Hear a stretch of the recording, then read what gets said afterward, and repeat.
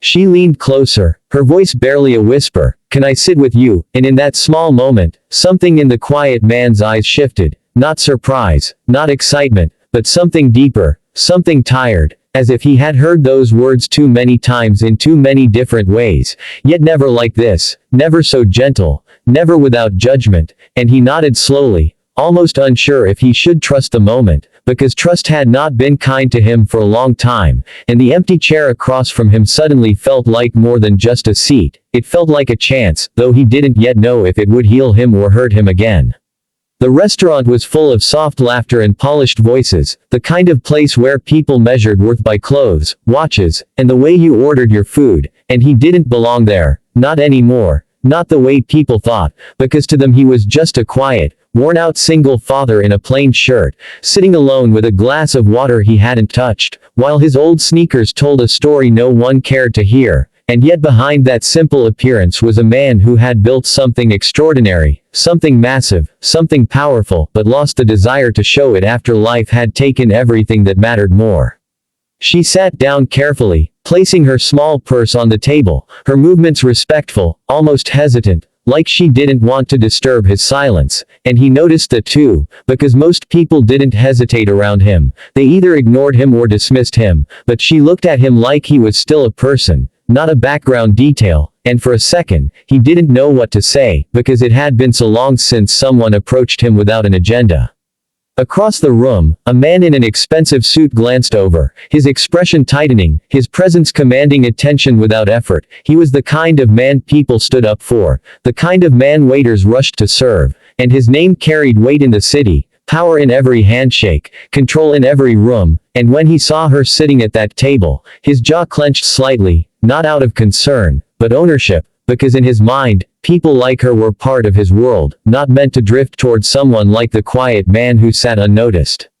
The woman, her name was Lena, took a small breath before speaking again, her voice calm but carrying a hidden nervousness. "I'm sorry if this feels strange. I needed somewhere to sit, and you looked like someone who wouldn't mind," and he gave a faint smile, barely visible. "You're right, I don't mind," and that was it. Simple words, but they carried a warmth that hadn't lived in him for a long time.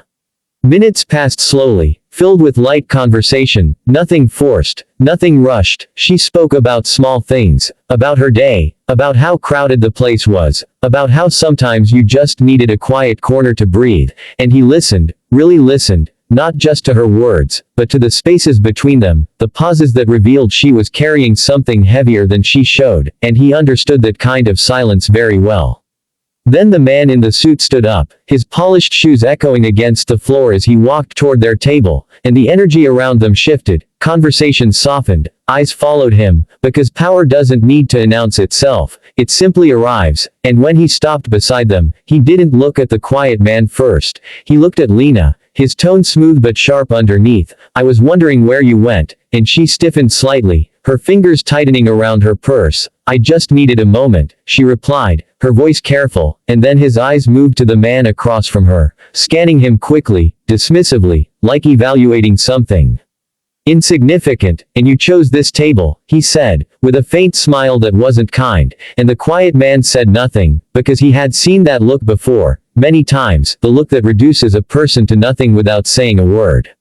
Lena shifted in her seat. "Please, don't start," she whispered, but the man in the suit wasn't interested in restraint. He turned slightly, making sure others could hear just enough. "You should be more careful where you sit. Not every stranger deserves your attention." And there it was, the subtle humiliation, dressed as concern, but meant to diminish, and the quiet man felt it, not as anger, but as a familiar weight, the kind he had carried for years, the kind that used to break him, but now only made him quieter.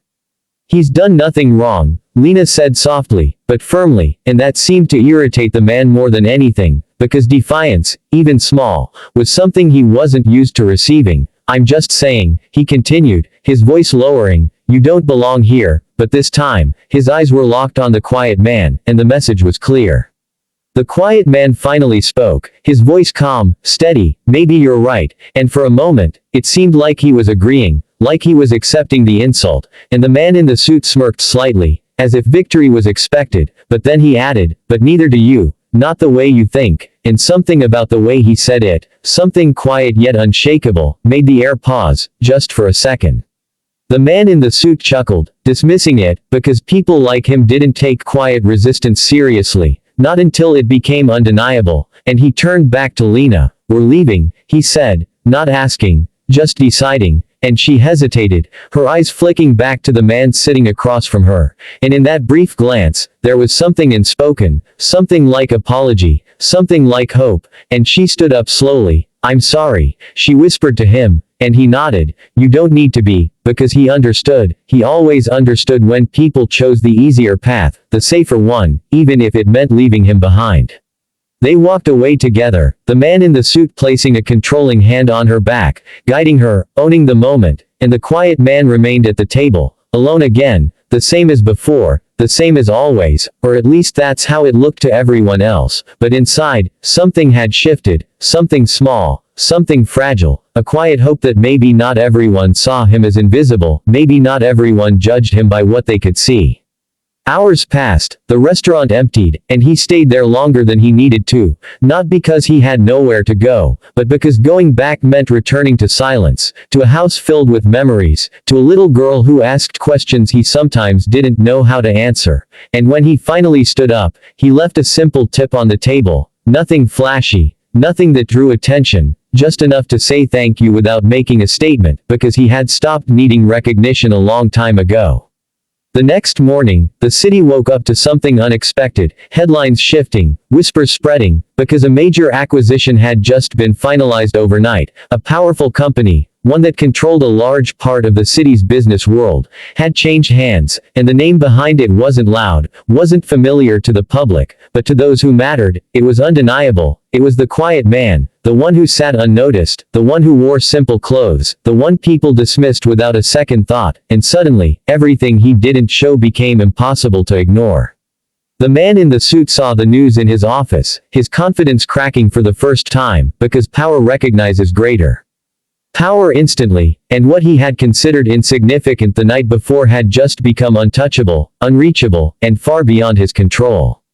Lena saw it too, her breath catching as she recognized the face, the same calm eyes, the same quiet presence, and something inside her tightened, not regret exactly, but a realization that she had been sitting across from someone extraordinary, someone who didn't need to prove it, someone who chose silence over display.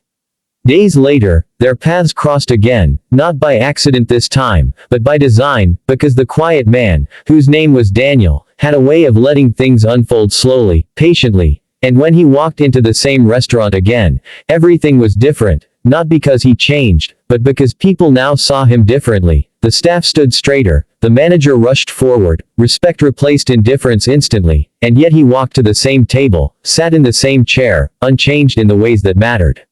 Lena arrived shortly after, hesitant but determined, and when she approached him, there was no arrogance in her, no expectation, just honesty. "May I sit with you?" she asked again, this time not as a stranger seeking refuge, but as someone seeking understanding, and he looked at her for a moment before nodding.